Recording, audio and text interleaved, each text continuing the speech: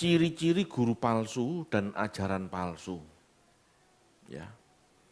Dari 6 poin yang disampaikan Petrus, hanya 1 yang bicara soal doktrin. Poin kedua, ketiga, keempat, kelima, dan keenam itu bicara moral, bicara motivasi.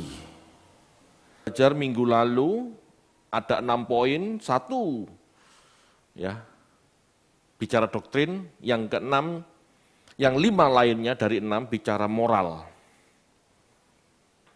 Jadi Bapak Ibu, kepalsuan sebuah ajaran, kepalsuan seorang guru bukan karena pengertiannya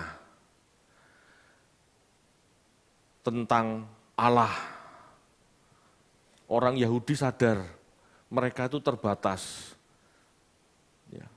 Tidak mungkin mengatakan pendapat yang lain sesat, salah, karena semua itu pemikiran, semua itu pertimbangan, semua itu perenungan. Dan masing-masing orang bertemu dengan Allah secara pribadi. Tapi yang pasti, kesesatan sebuah ajaran, kepalsuan seorang guru, itu karena moralnya. Ini yang ngomong Petrus loh. Yang ngomong Petrus. Saya ngomong begini bukan berarti setiap doktrin, teologi boleh ngawur. Tidak, dasarnya Alkitab kan ada. Jadi kita harus memikirkan itu. Ya. Kita akan baca 2 Petrus 3 ayat 1 sampai 4. 2 Petrus 3 ayat 1 sampai 4. Saudara-saudara yang kekasih, ini sudah surat yang kedua yang kutulis kepadamu. Di dalam kedua surat itu aku berusaha menghidupkan pengertian yang murni oleh peringatan-peringatan, supaya kamu mengingat akan perkataan yang dahulu telah diucapkan oleh nabi-nabi kudus, dan mengingat akan perintah Tuhan dan Juru Selamat yang telah disampaikan oleh rasul-rasulmu kepadamu. Yang terutama harus kamu ketahui ialah bahwa pada hari-hari zaman akhir akan tampil pengejek-pengejek dengan ejekan-ejekannya, yaitu orang-orang yang hidup menuruti hawa nafsunya. Kata mereka, di manakah janji tentang kedatangannya itu? Sebab sejak bapa-bapa leluhur kita meninggal, segala sesuatu tetap seperti semula pada waktu dunia diciptakan.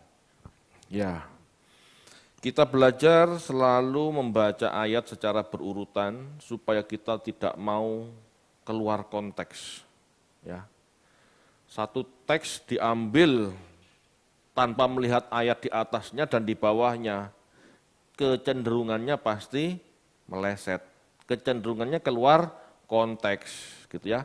Karena konteks saat itu harus dipahami. Ya, konteks saat itu, penulis saat itu harus dipahami. Ya, dikatakan oleh Petrus, di dalam kedua surat itu, halo, sadar enggak? Di dalam kedua surat itu, berarti ada 2 surat Petrus. Ya, ada 2 surat Petrus. Di dalam kedua surat itu, berarti ada 2 surat. Surat pertama dan surat kedua, gitu ya. Aku berusaha menghidupkan pengertian yang murni oleh peringatan-peringatan. Jadi Petrus berusaha menghidupkan pengertian yang murni oleh peringatan-peringatan. Petrus dalam 2 suratnya berusaha mengingatkan jemaat untuk hidup dalam pengertian yang murni, itu bahasa lainnya. Ya, itu kalimat lainnya seperti itu. Petrus berusaha dengan 2 suratnya mengingatkan jemaat untuk hidup dalam pengertian yang murni. Pengertian yang murni itu adalah ajaran nabi-nabi dan Tuhan Yesus Juru Selamat kita.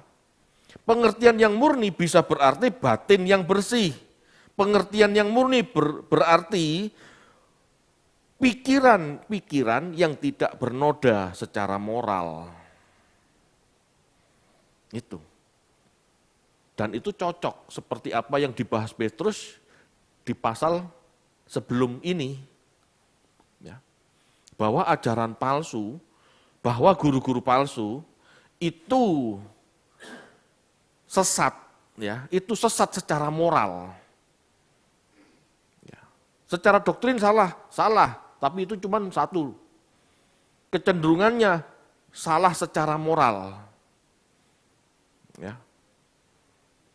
Cinta uang, melampiaskan nafsu seks, ya, motivasinya tidak tulus, cari cuan di dalam pelayanan, cari untung di dalam pelayanan itu.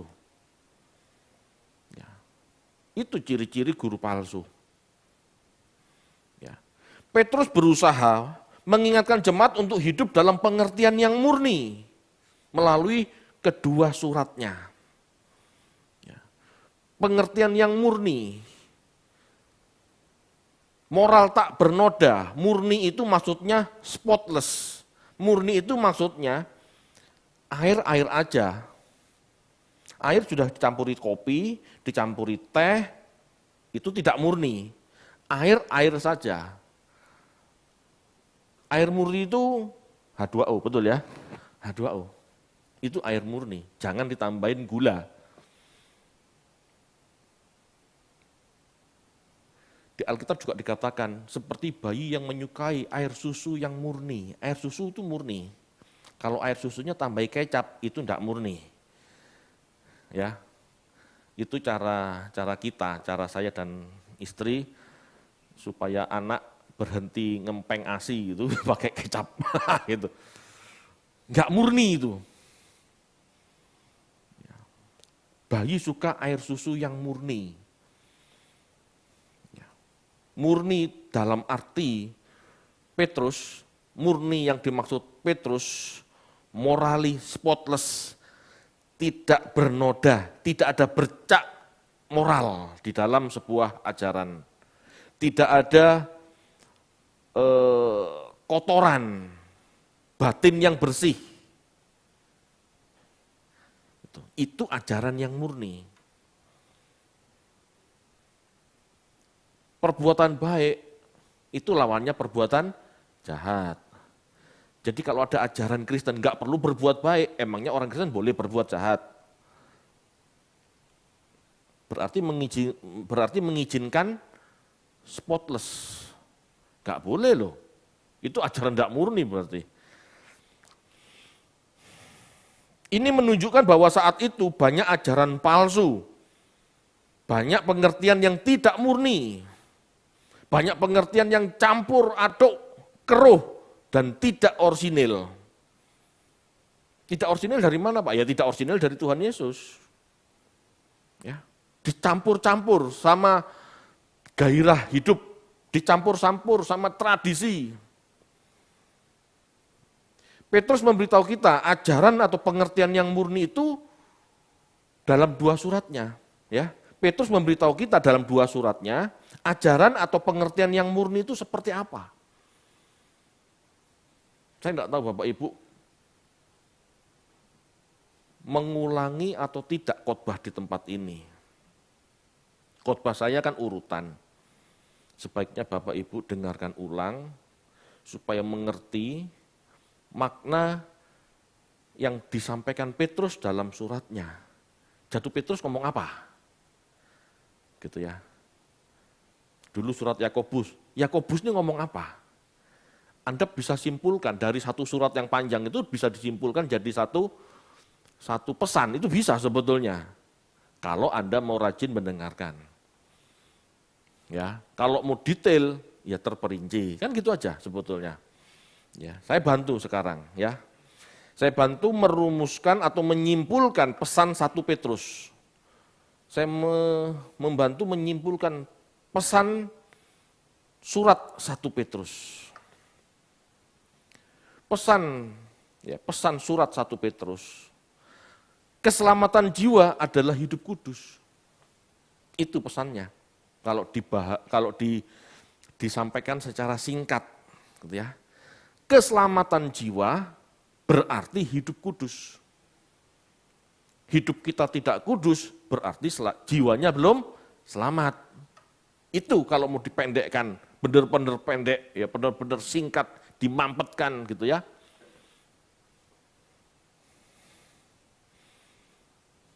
Hidup Kristen sesungguhnya bukan pembentukan jiwa. Hidup Kristen sesungguhnya ya, hidup Kristen sesungguhnya tentang pembentukan jiwa yang serupa Allah. Jadi bukan sekedar mati masuk surga. Ya, sekali lagi, hidup Kristen sesungguhnya tentang pembentukan jiwa yang serupa Allah. Jiwa itu pikiran, perasaan, dan kehendak. Ini harus serupa Allah. Jadi bukan sekedar mati masuk surga. Dangkal sekali pengertian itu.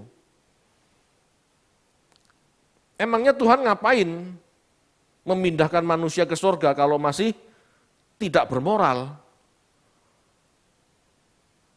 Apa artinya manusia dipindahkan ke surga kalau manusia yang dipindahkan ke surga belum mengerti kehendak Allah, bahkan cenderung memberontak? Buat apa? Keselamatan oleh kasih karunia tidak berbicara tentang kemudahan masuk surga, apalagi hal-hal jasmani. Tidak. Kasih karunia berbicara tentang pendidikan atau pembentukan jiwa agar memiliki kesempurnaan karakter seperti Allah. Jadi jangan buat definisi sendiri. Orang Kristen modern banyak buat definisi sendiri. Kita diselamatkan oleh kasih karunia, Pak. Gak perlu berbuat baik, langsung selamat. Siapa yang ngomong seperti itu? Teolog, iya teolog, bukan Alkitab. Alkitab tidak pernah ngomong seperti itu. Definisi kasih karunia itu pendidikan, pembelajaran, pembentukan, itu definisi kasih karunia. Bukan langsung otomatis masuk surga. Kita baca yuk, Titus 2 ayat 11 sampai 12.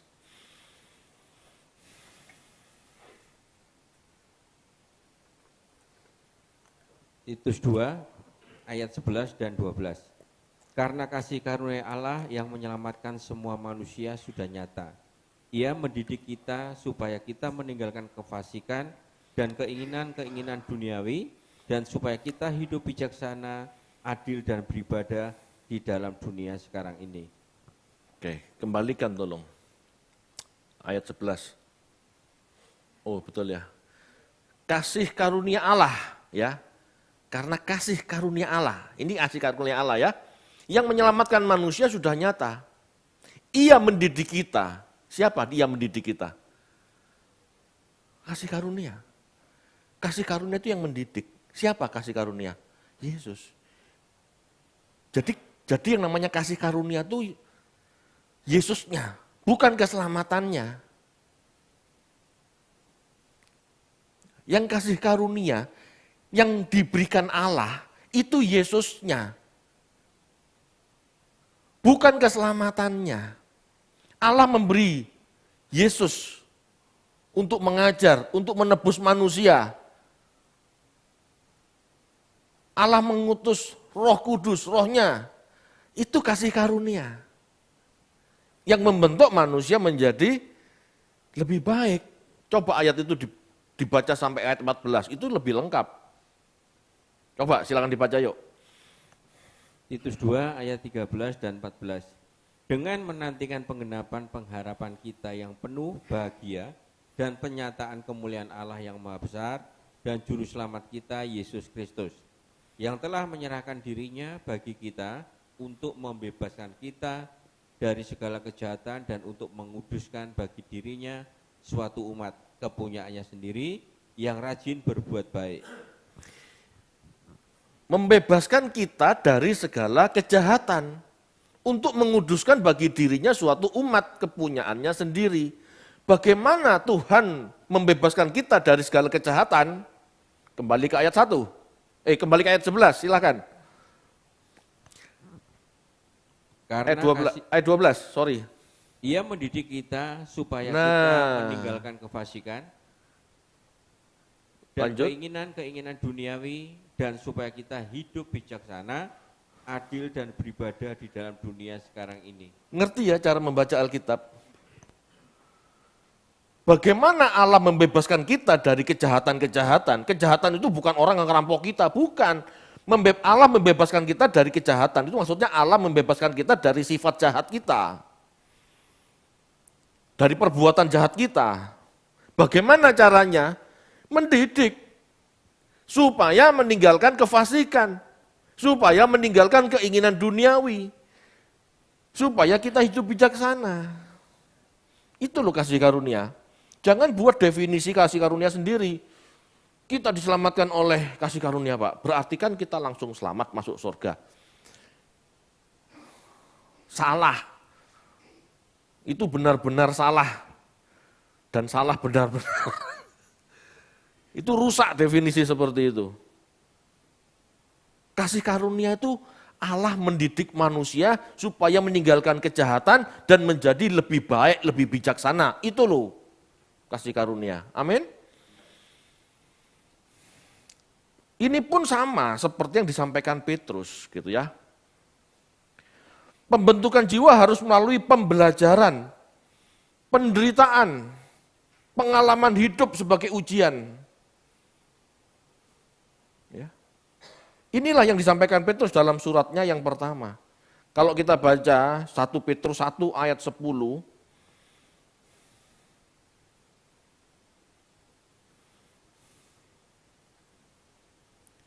1 Petrus 1 ayat 10, perhatikan di situ. Munculkan, dan saya yang akan bacakan, supaya Anda tahu. 1 Petrus 1 ayat 10. Keselamatan itulah yang diselidiki oleh nabi-nabi. Keselamatan apa? Di ayat sebelumnya, keselamatan itu keselamatan jiwa. Coba ayat 9. Nah, kamu telah mencapai tujuan imanmu, yaitu keselamatan jiwamu. Jadi yang disebut keselamatan adalah keselamatan jiwa. Jiwa itu cara kita berpikir, cara kita merasa, dan cara kita memilih. Pikiran, perasaan, dan kehendak, itu jiwa. Jiwamu yang harus diselamatkan, jiwa kita yang harus diselamatkan dari cara pikir yang salah, cara berperasaan yang salah, dan memilih yang salah. Keselamatan jiwa itulah yang diselidiki dan diteliti oleh nabi-nabi. Ayat 13, saya lompat. Karena yang dikatakan keselamatan jiwa, di ayat 13 dikatakan, sebab itu siapkanlah akal budimu. Halo? Masuk akal enggak omongan Petrus ini? Karena masalahnya keselamatan jiwa, pola pikir, pola rasa, dan cara memilih, pertimbangan memilih. Sebab itu siapkanlah akal budimu. Halo? Menjadi Kristen yang rohani itu bukan ngeroh, tetapi akal budinya genah. Itu maksudnya. Ayat 14, hiduplah sebagai anak-anak yang taat. Jangan turuti hawa nafsu yang menguasai kamu pada waktu kebodohanmu. Siapkan akal budimu supaya kamu jangan nuruti hawa nafsu. Jangan seperti hewan. Kepingin kawin, kawin. Musim kawin kan? Tapi kalau manusia yang genah, kepingin kawin, lamar dulu anak orang. Kerja dulu yang rajin, punya tabungan baru melamar anak orang. Pakai akal budinya, enggak langsung tabrak. Ya. Jangan turuti hawa nafsu, jangan ngikuti nepsongmu. Pikir dulu, kalau kamu menikahi anak orang, kamu siap enggak membiayai hidupnya? Harus seperti itu. Siapkan akal budimu. Halo Bapak Ibu. Kalau Anda mau masuk surga, siapkan dulu akal budimu. Belajarlah taat kepada pemilik surga. Belum terbiasa taat sama pemilik surga, Allah mau masuk surga. Dari mana cerita seperti itu? Tidak pernah memikirkan bagaimana taat kepada Allah. Tidak pernah merasakan tunduk pada Allah. mau masuk surga? Mana bisa? Mana bisa? Halo Bapak Ibu. Kita ini kan diajak Tuhan ke sorga. Di kerajaan sorga itu ada pemiliknya, itu bukan rumah kosong. Ada Allah yang punya aturan. Ada rajanya. Yang punya peraturan, punya kebiasaan, punya kehendak, punya perasaan. Kalau di bumi saja selalu menyakiti hati Allah, gitu mau masuk surga, Allah juga sakit hati di sana karena tingkah laku kita. Itu sebabnya di bumi ini dididik dulu. Persiapkan pikiranmu, akal budimu, memikirkan apa yang dikehendaki Allah. Belajarlah untuk itu. Ajaran Kristen itu ajaran logis, tidak ngeroh, aneh-aneh, mistis maksudnya tidak. Anda berdoa 25 jam tapi tidak mengerti kehendak Allah, tidak ada artinya. Saya bukan anti doa, tapi berdoalah dengan efektif, berdoalah dengan benar. Pahami arti doa, bukan sekedar minta-minta. Berdoa itu menyesuaikan diri antara kita dengan Allah. Bukan Allah dengan kita ya, kita dengan Allah. Allah maunya apa, kita bisa sesuai enggak? Itu doa. Doa itu menyesuaikan hidup kita dengan kehendak Allah. Bukan menyesuaikan Allah sesuai kehendak kita, kebalik. Jadi kalau Anda berdoa klaim janjinya, itu sudah kuali. Anda berusaha ngatur Tuhan. Kebiasaan ngatur Tuhan, besok di surga Anda jadi rajanya, Allah jadi pembantunya. Rusak. Halo? Amin Bapak Ibu.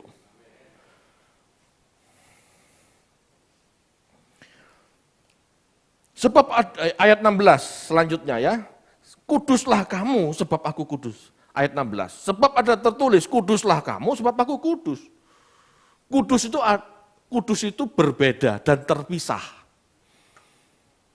Kudus itu berbeda dan terpisah. Siapkan akal budimu. Ya, siapkan akal budimu. Jadilah atau hiduplah sebagai anak-anak yang taat. Karena aku berbeda dengan yang lain. Itu maksudnya. Kamu perlu belajar hidup kudus. Karena Allah itu berbeda dengan manusia umumnya. Kamu tuh perlu mempersiapkan akal budi, mempersiapkan pikiran. Karena Allah itu berbeda dengan manusia umumnya. Rancanganmu bukan rancanganku. Jalanmu bukan jalanku. Kalau mau masuk surga, belajarlah dulu karena kehendakku dengan kehendak umumnya manusia berbeda. Gitu loh. Gak ada yang mistis Bapak Ibu. Pakai pikiran kita dengan sesungguh-sungguhnya supaya kita itu mengerti kehendak Allah dan masuk sana, ya masuk surga sana dengan ketaatan. Jangan masuk surga menyakiti hati Tuhan lagi. Tidak ada penebusan yang kedua. Halo? Ini loh surat Petrus yang pertama. Jiwa manusia yang dibidik Allah.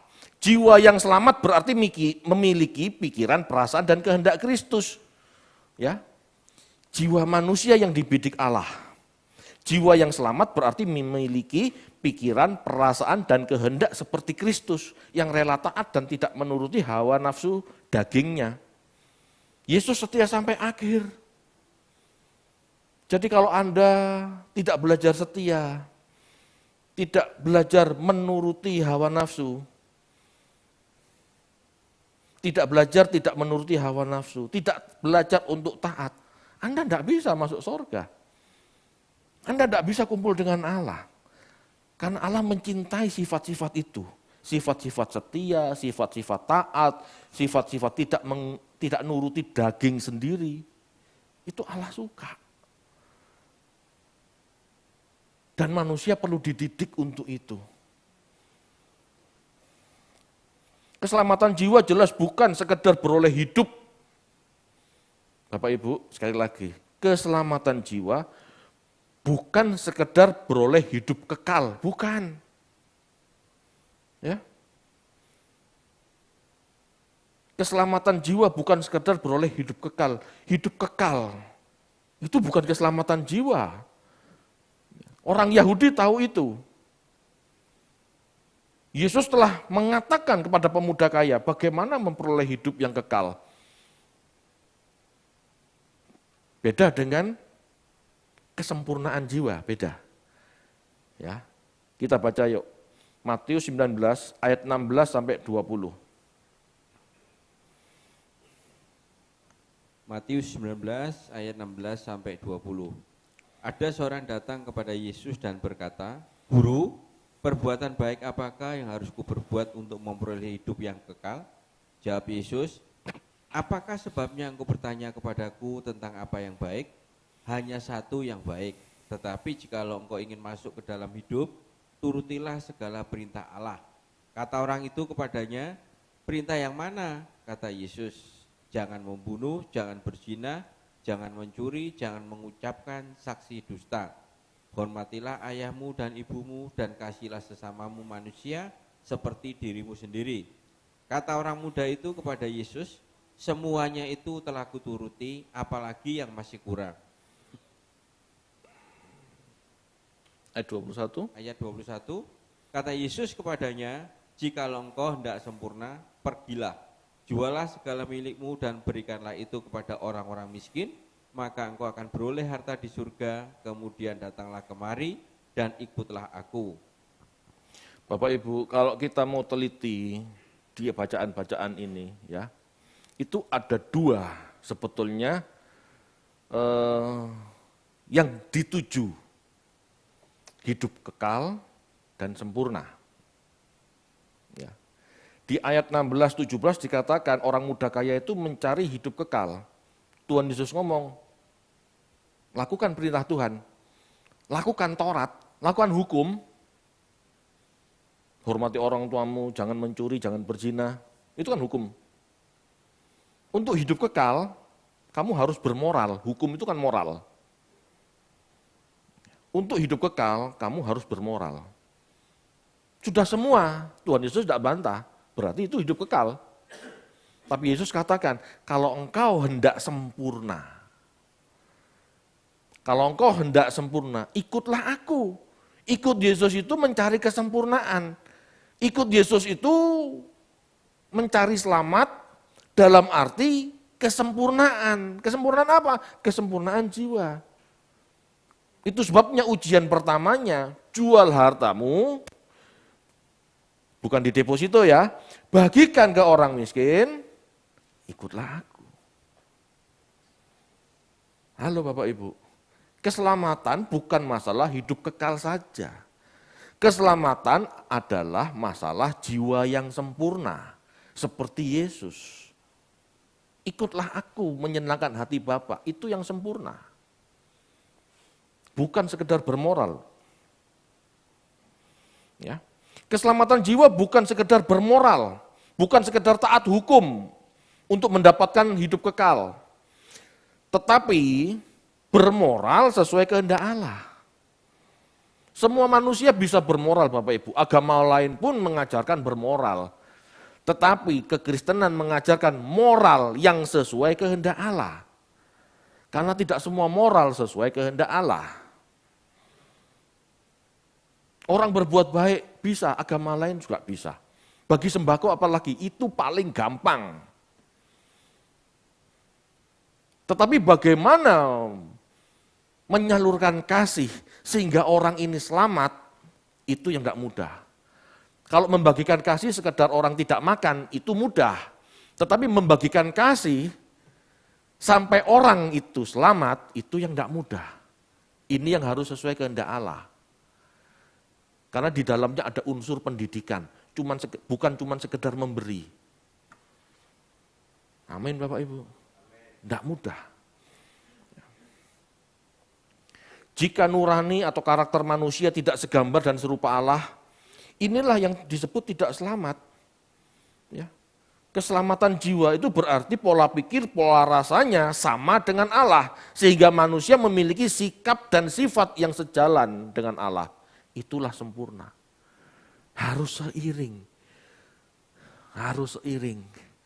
Jangan Allah nganan kita ngiri. Jangan. Jangan Allah nganannya, jangan sampai Allah belok kanan 90 derajat, kita cuma belok kanan 10 derajat. Salah. Allah belok kanan 90 derajat, kita juga belok kanan 90 derajat. Ini loh tidak mudah. Makanya perlu pendidikan, perlu ajaran yang murni. Semakin dikemas dengan kebahagiaan manusia, semakin tidak cocok, semakin meleset. Karena di dalam ajaran yang murni hanya Allah yang disenangkan. Manusia tidak boleh senang, Pak, tidak boleh. Dalam arti tidak boleh senang sesuai keinginan sendiri. Sebagaimana ya, sebagai hamba manusia itu harus senang jika bosnya senang. Sebagai hamba manusia itu dituntut mengerti kehendak Allah. Bagaimana menyenangkan Allah. Kalau Allah dipuaskan, kita boleh senang. Itu loh sebetulnya yang sedang dibentuk Allah. Amin, Bapak Ibu. Keselamatan jiwa berstandar kekudusan Allah. Bukan hukum, kekudusan Allah. Kehidupan kita bukan kehidupan yang mengalir tanpa tujuan dan tanpa pertanggungjawaban. Jika kita percaya ada Allah yang menciptakan kita, memberi mandat melayani perasaannya, melayani pekerjaannya, maka belajarlah supaya kita bisa menyenangkan Allah, supaya kita bisa melakukan dengan tepat pekerjaan yang diberikan pada kita. Tidak mudah Bapak Ibu. Saya belajar, tidak mudah. Tapi setidaknya mau dulu. Miliki dulu kemauan.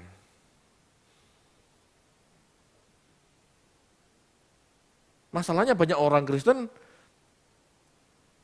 tidak mau. Banyak orang Kristen tidak ingin menyenangkan Allah.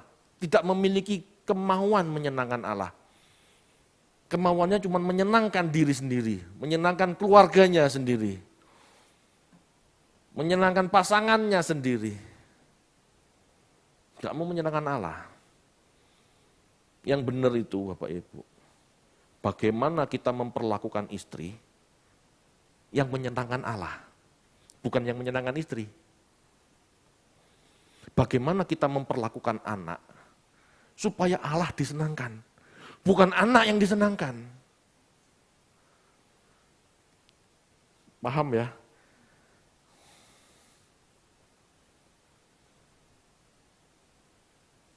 Cinta yang sesungguhnya Bapak Ibu, itu jika kita bisa memperlakukan istri, anak-anak kita atau suami kita sesuai kehendak Allah, itu cinta yang sesungguhnya.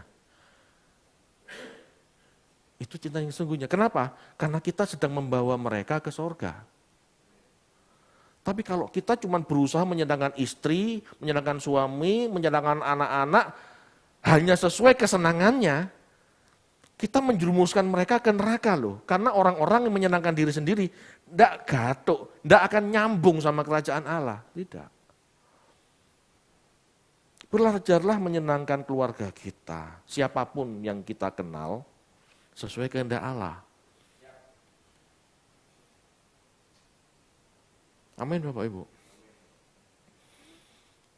Ya. Karena Allah memberi kita mandat. Dari semula, sebab di dalam penciptaan manusia, marilah kita menjadikan manusia segambar dan serupa. Segambar dan serupa artinya memiliki kesamaan dengan Allah. Apanya yang sama? Karakternya, sifat-sifatnya, tujuannya. Kalau tidak punya Bapak Ibu, kita jadi makhluk gagal. Kita nggak jadi manusia loh. Karena yang disebut manusia itu segambar dan serupa sebetulnya. Tambah sulit Pak ya? Iya. Bukan tambah sulit. Dari dulu ya segitu. Dari dulu ya begitu. ajaran modern saja yang ngaco. Ya. Ajaran modern saja yang mengemas dengan indah, mengemas dengan menarik daging.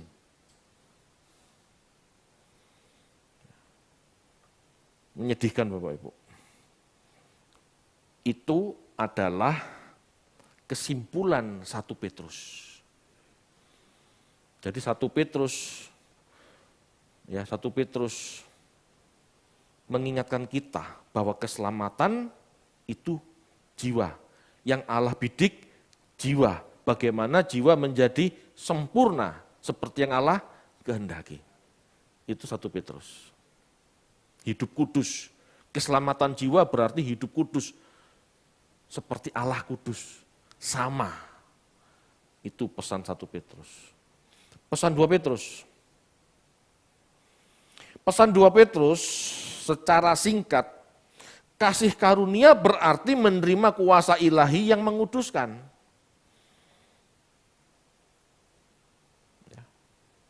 Pesan singkatnya, kesimpulan singkatnya, kasih karunia berarti menerima kuasa ilahi yang menguduskan.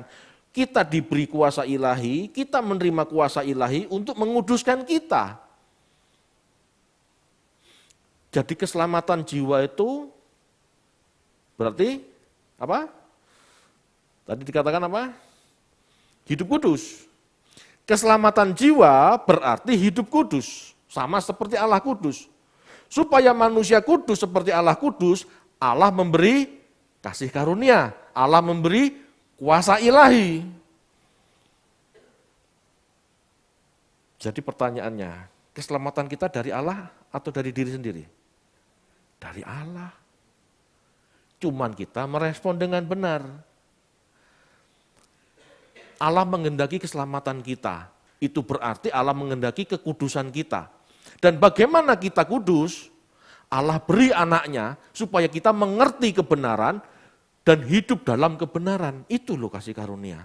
Enggak otomatis ke sorga.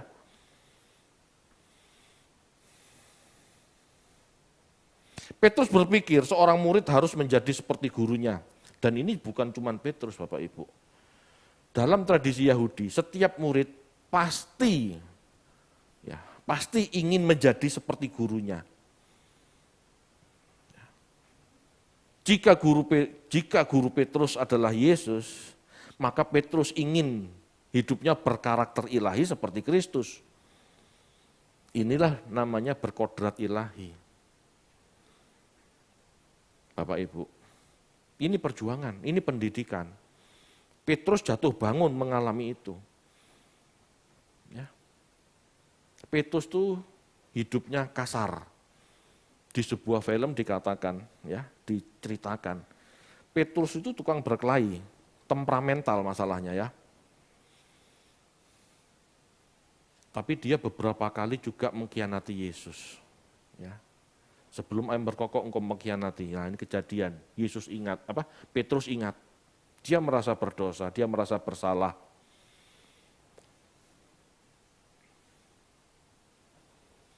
Tapi Petrus tidak undur. Begitu Yesus bangkit, dia minta ampun. Ampunilah aku.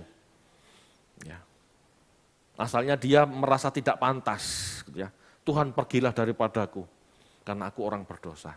Tapi Yesus tetap merangkul. Dan Yesus bertanya, apakah engkau mengasihi aku? Aku mengasihimu. Petrus ikut terus. Meskipun sudah bersalah, Petrus bangkit dan berusaha benar.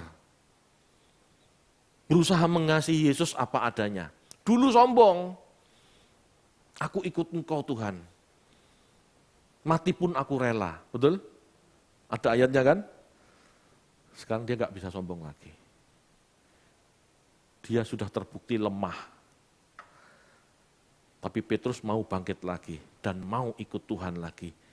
Tuhan Yesus ngomong apa? Gembalakan domba-dombaku. Dan dia menggembalakan domba-dombanya. Meskipun sampai harus mati disalib terbalik, dia setia. Bapak Ibu, manusia itu tidak stabil. Manusia itu banyak lemahnya. Tetapi Allah memberikan tapi Allah memberikan kasih karunia. Waktu untuk kita bangkit lagi dan berjalan lagi, berusaha lagi. Tuhan melihat motif kita, Tuhan melihat perjuangan kita, mau berjuang apa tidak. Ini berarti Bapak Ibu, keselamatan itu bukan sebuah titik. Keselamatan itu adalah perjuangan. Keselamatan itu adalah pertumbuhan rohani, bahkan pencapaian seperti yang Tuhan inginkan. Enggak titik, statis. Udah tebus, selamat, titik, enggak ngapa-ngapain. Sesat. Itu ajaran sesat. Karena yang diminta Tuhan, kamu bertumbuh. Amin. Kamu bertumbuh. Bertumbuh itu Bapak Ibu, bukan kalau ke gereja dulu cuma sebagai jemaat, lalu kemudian naik kelas jadi aser, lalu main musik, lalu nyanyi, atau apalagi jadi pengkhotbah, itu bukan pertumbuhan loh. Itu cuma menyalurkan bakat dan minat, bukan pertumbuhan. Ya.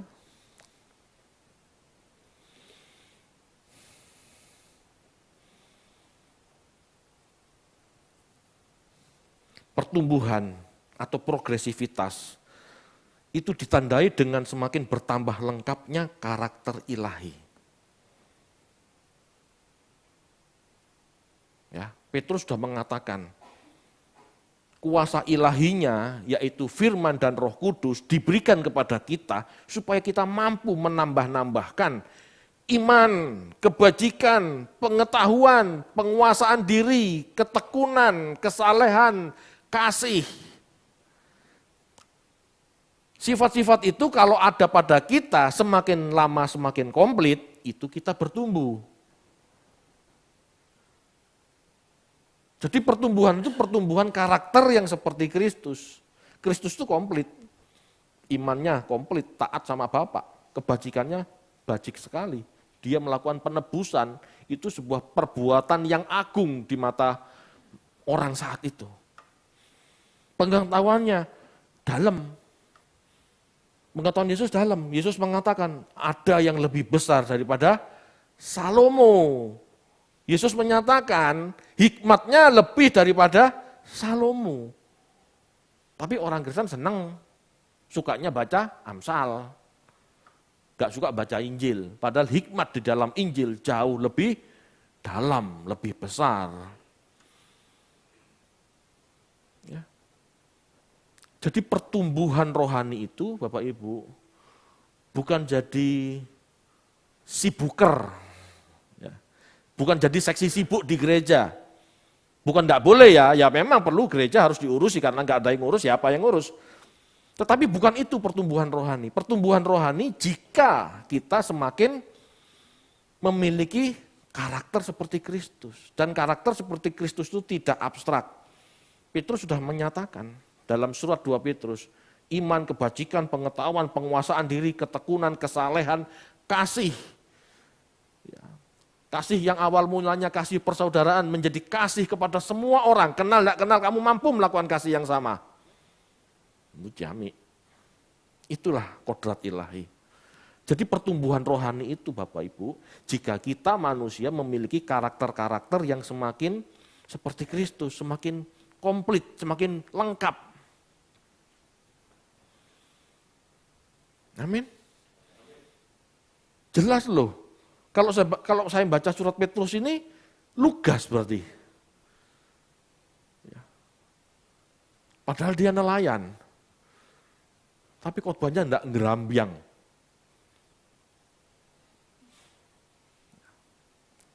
Tuhan ingin menyelamatkan jiwamu. Caranya, siapkan akal budimu. Belajarlah. Tambah-tambahkan dengan kuasa Allah yang kamu miliki, firman dan Roh Kudus, supaya kamu semakin beriman, semakin bajik, semakin luas pengetahuan, semakin dapat menguasai diri, semakin tekun, semakin saleh.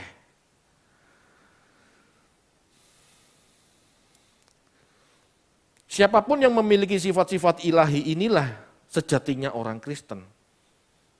Kalau tidak punya ini jangan nyebut dirinya Kristen. Wah Pak, berarti kalau gitu kita belum Kristen. Belum memang. Memang kita seperti Kristus. Jauh. Orang-orang berkodrat ilahilah yang disebut Kristen, yang disebut seperti Kristus. Bapak Ibu, itulah keselamatan. Itulah ajaran yang murni tentang keselamatan. Itulah ajaran yang murni tentang kekristenan. Itulah ajaran yang benar. Keselamatan berarti hidup kudus. Bagaimana hidup kudus? Allah memberi kasih karunia supaya kita bisa jadi kudus. Itu loh keselamatan yang murni. Itu loh pengertian yang murni. Jangan ditambahin dan jangan dikurangi. Sesat tidaknya sebuah ajaran Bapak Ibu, bukan dilihat dari teori atau konsep tentang siapa Allah atau Kristus. Ya. Sebab pengetahuan manusia itu sangat terbatas. Jadi sesat tidaknya sebuah ajaran itu bukan tentang siapa Allah dan siapa Kristus. Manusia terbatas. Semua agama merasa paling dekat Allah. Betul? Semua agama merasa paling dekat Allah. Bahkan semua orang, bukan semua ya, kebanyakan pendeta merasa dekat Allah. Betul? Saya kemarin bertemu Allah. Allah bicara langsung. Saya berdoa. Semua pendeta, kebanyakan pendeta, bukan semua ya, kebanyakan itu begitu loh. Emangnya siapa kita?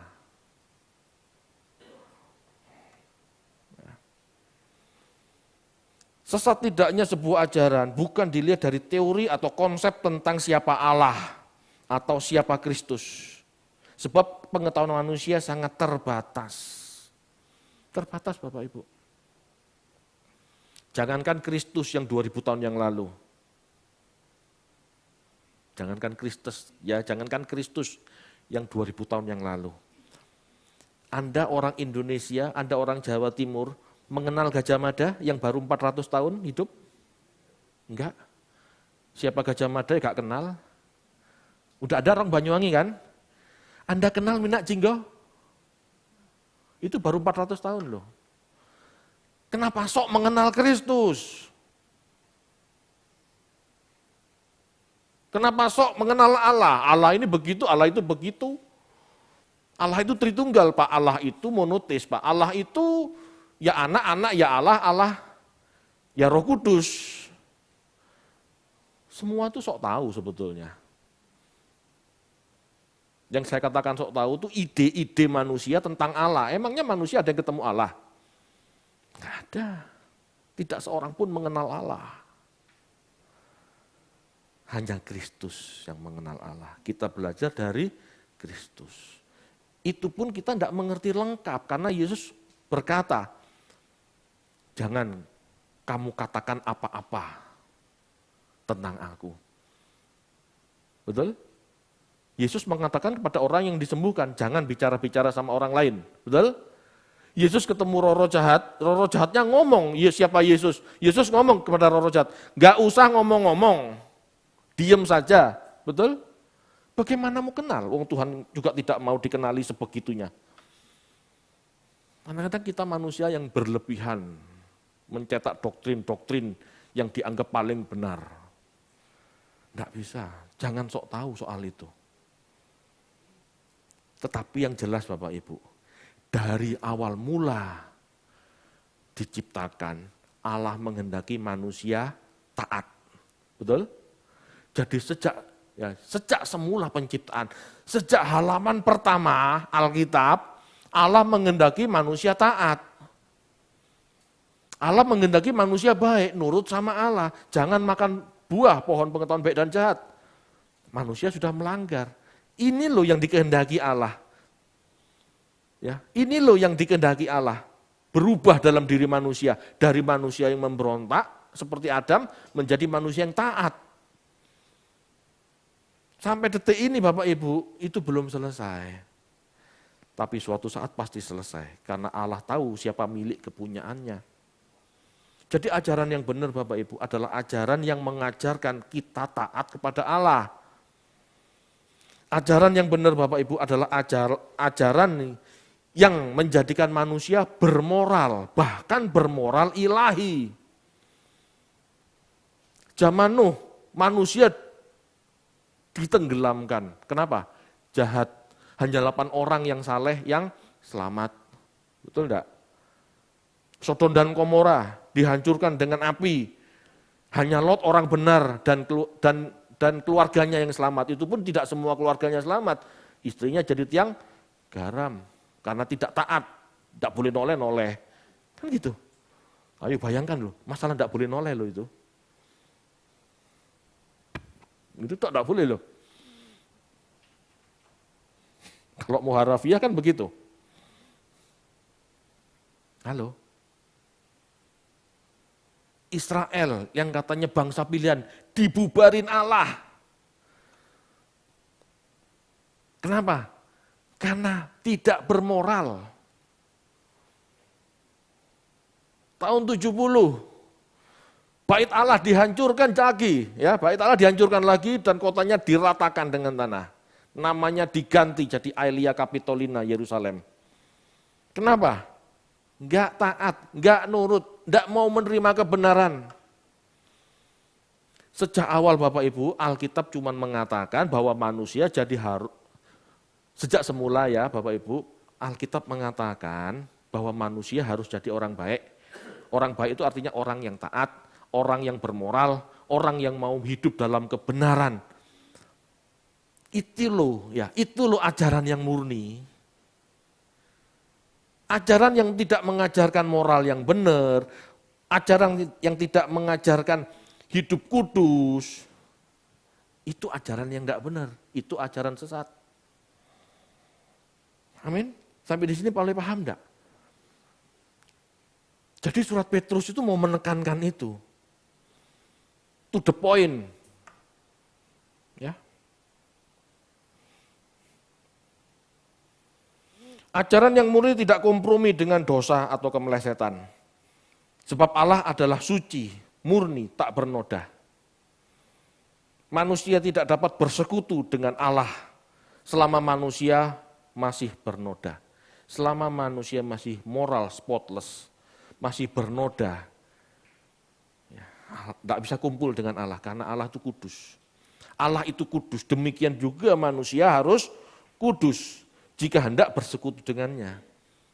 Jika memang tidak hendak bersekutu dengan Allah, ya tidak perlu. Kan gitu. Kalau memang tidak niat jadi orang benar, ya sudah. Hiduplah sembrono.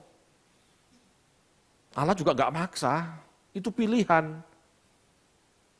Itu sebabnya ada firman Tuhan, supaya orang tahu yang benar yang mana, yang salah yang mana, yang kamu pilih yang mana. Ajaran yang benar membentuk manusia menjadi benar, bukan sekedar dianggap benar. Amin. Menjadi manusia berkodrat ilahi, inilah tujuan diadakannya keselamatan. Inilah ajaran yang murni. Ajaran yang murni itu berarti ajaran yang mengajarkan kepada manusia berkodrat ilahi. Itu ajaran yang benar, itu ajaran yang murni. Karena sejak semula sudah begitu. Cuman masing-masing nabi ini nulisannya kan belepotan. Nabi-nabi ini kan tidak punya sistematika teologi yang terstruktur urut, kan tidak. Gitu loh. Rasul-rasul juga begitu. Tetapi menurut saya tulisan Petrus ini cukup terstruktur sebetulnya kalau orang mau menghayati. Ya. Kecuali kalau orang Kristen cuma comot-comot ayat, tidak akan pernah ketemu kesimpulan terstrukturnya, tidak mungkin. Comot-comot ayat yang bagus-bagus saja, yang baik-baik saja.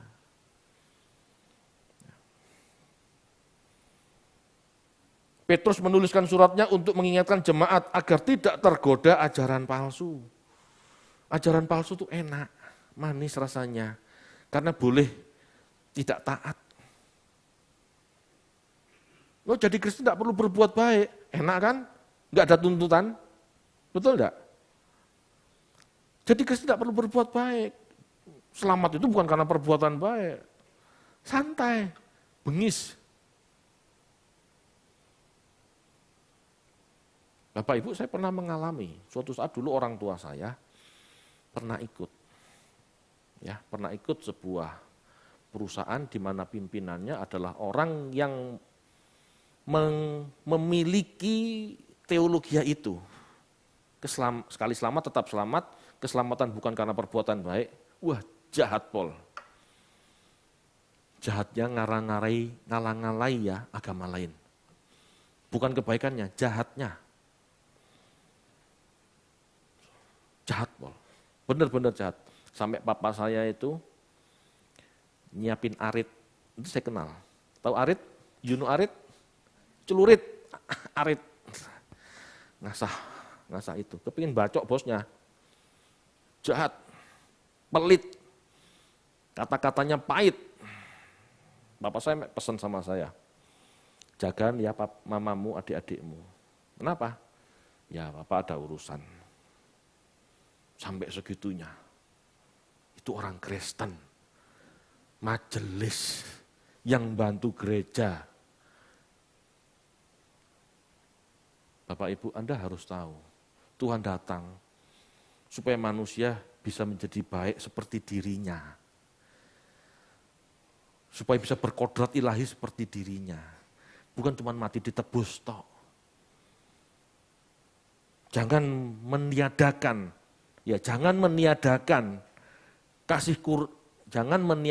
kasih karunia yang lain dan hanya fokus sama penebusan, salah. Yesus menebus, betul, tapi Yesus juga mengajar, dia mendidik kita untuk meninggalkan kejahatan. Jangan ambil satu. Kebenaran itu utuh. Setengah kebenaran bukan kebenaran loh. Setengah kebenaran itu meleset. Betul?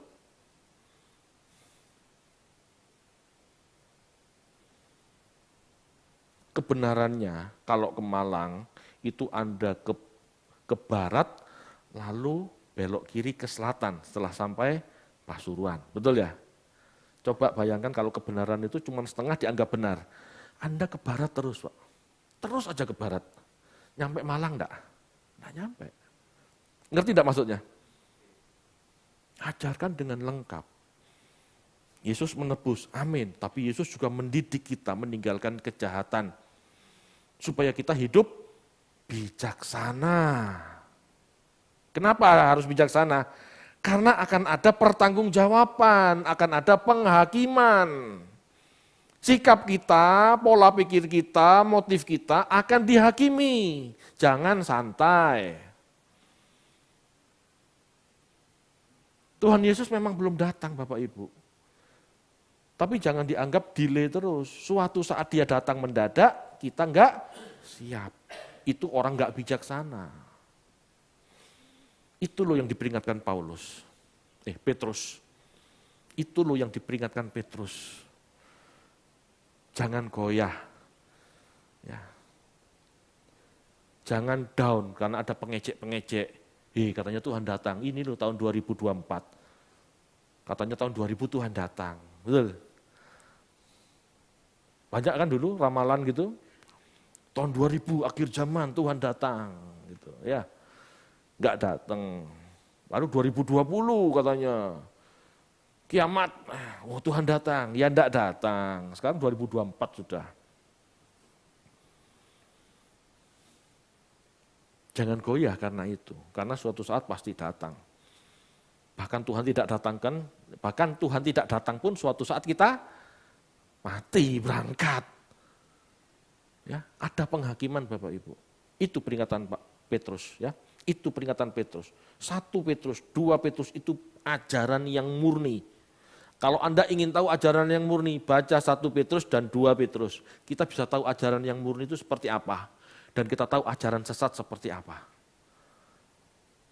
Ya. Jangan terima ajaran sesat itu yang begini menurut teolog.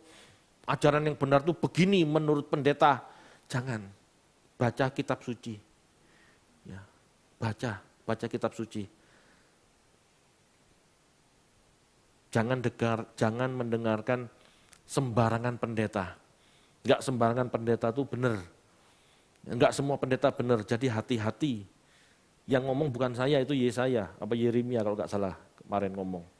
Jangan dengarkan nabi-nabi itu, jangan dengarkan guru-guru itu. Mereka bernubuat, padahal tidak aku suruh. Banyak yang begitu. Merasa dengar sesuatu dalam doanya, udah disampaikan, Allah berbicara pada saya, bla bla bla bla. Padahal belum tentu suara Allah, itu bisa-bisa suara otaknya sendiri. Anda tahu Bapak Ibu, otak ini mudah dipalsukan. Betul, otak ini mudah dipalsukan. Saya baca buku tentang otak, mudah dipalsukan.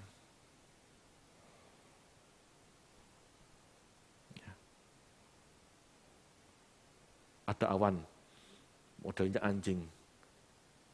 Roh anjing telah datang, gitu jadinya kan. Kan banyak yang gitu. Itu imajinasi yang dipalsukan oleh otak. Padahal itu bukan gambar anjing, itu awan. Betul ya, itu awan yang bentuknya acak sebetulnya. Ada orang misalnya 100 atau 10 kilo dari Anda, itu melihat awan itu bentuknya juga beda. Halo Bapak Ibu. Anda lihat gelap-gelap di tempat gelap di kebun pisang gitu ya. Ada pocong. Padahal paginya kalau dilihat itu ranting dahan yang jatuh. Ranting pohon pisang ya, dahan jatuh tua. Jadi bentuknya kayak kain delewer gitu. Pocong katanya. Mana ada pocong? Ya, itu otak manusia, mudah dipalsukan. Makanya perlu belajar. Saya dengar suara Allah. Allah bicara begini. Padahal dia sendiri yang mengharap ada sesuatu untuk dia. Makanya dia buat yang aneh-aneh. Allah berbicara Bapak Ibu, tapi tidak mudah. Anda harus baca kitab suci. Kalau Allah itu dahulu, sekarang dan selamanya sama, maka kehendaknya juga sama. Amin. Allah menghendaki manusia hidup taat, hidup kudus. Sampai sekarang ya begitu. Jadi di luar itu, jangan Anda langsung telan, itu suara Allah. Hati-hati. Amin. Mari kita berdoa. Bapak